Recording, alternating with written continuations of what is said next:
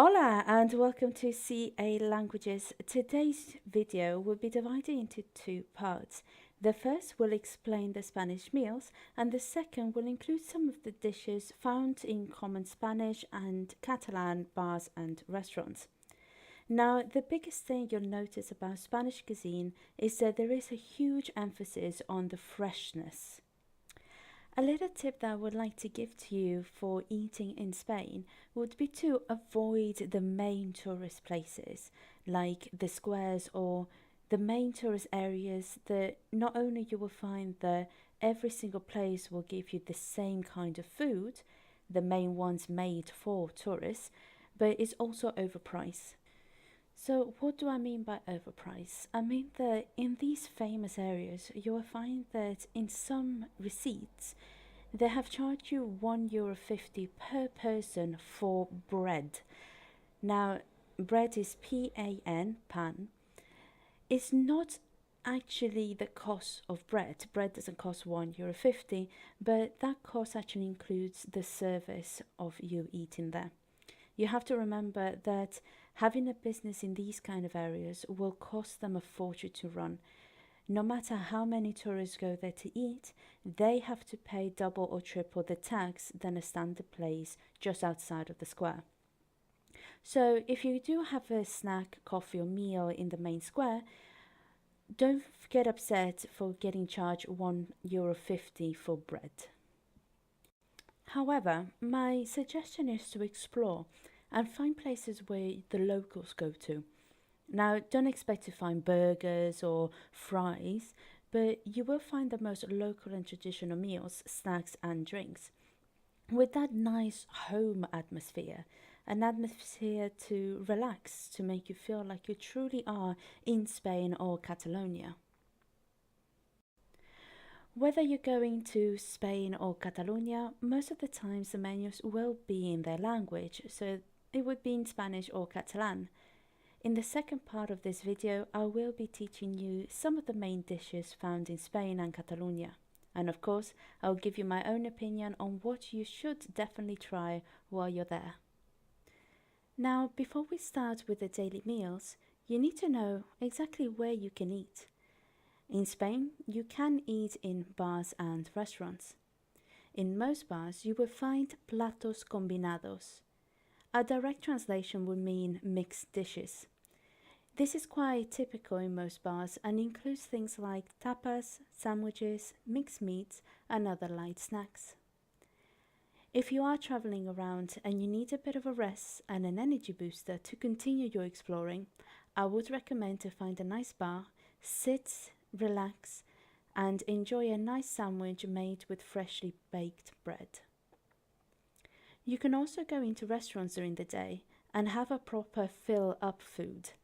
Restaurants are used mainly in the evenings, but you can also find fixed menus during dinner service, which will include 3 dishes, a starter, a main and dessert, or a starter, a main and a drink, all for one fixed price.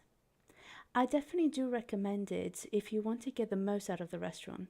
Most of the times the portions are really generous. One of the main questions I get asked quite a lot by people who travel to Spain and Catalonia is about tipping. How much should I tip, or should I tip at all? Personally, I see it as a sign of respect. Spain and Catalonia are not like America or Japan. You tip because of the service you've been given. If you're happy with the service, if the people who have been helping you are nice, and if the food was enjoyable and made its purpose of filling you up, then yes, you do have to leave a tip. Even if you go to a bar or a restaurant and you choose a fixed menu, you leave a tip. The way I see it, if you go for a coffee or breakfast, it's reasonable to leave a small change like 20 to 50 cents or more. If you go for a sandwich, I would recommend to leave €1 or €2. If you go for Menú del Día, which is the fixed menu, then maybe €3 or €4. And personally, if you do go for an evening meal at a restaurant where you're enjoying a lovely wine and main courses, I would recommend to leave €5 or more. Some of you may be thinking now, why should I tip? Well, you're welcome into that place. You're being served freshly made food.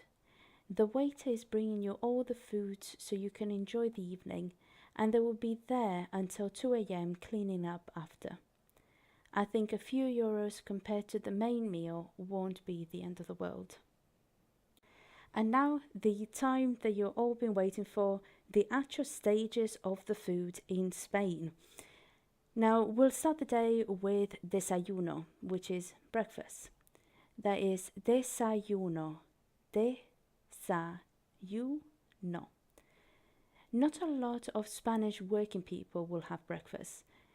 If they do, it will be like a coffee or orange juice with a croissant or toast and jam.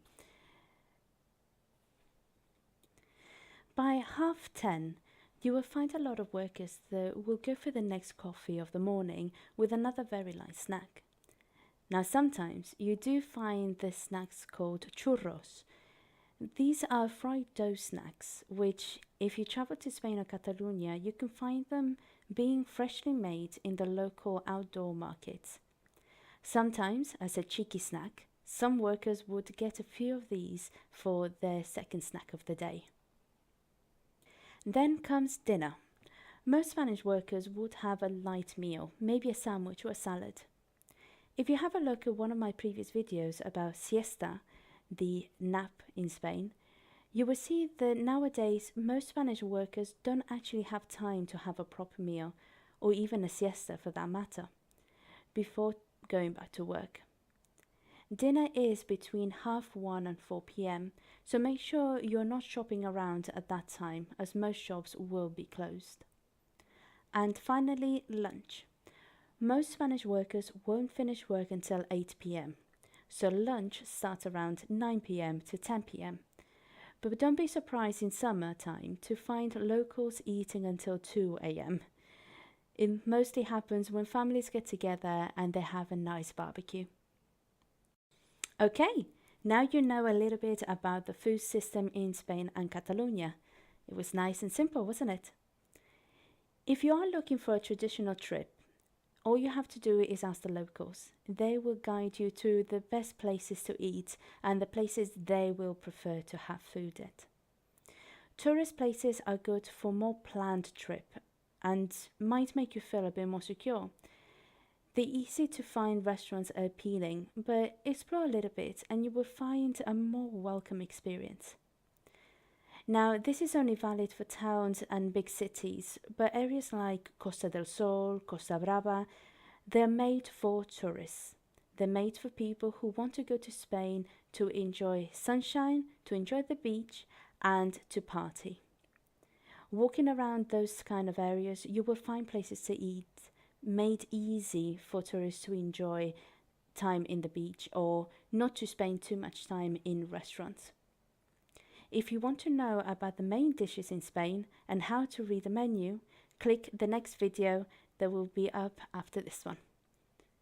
I hope you've enjoyed this video. Make sure you like, subscribe, and you click that little bell so you know when the next video is up.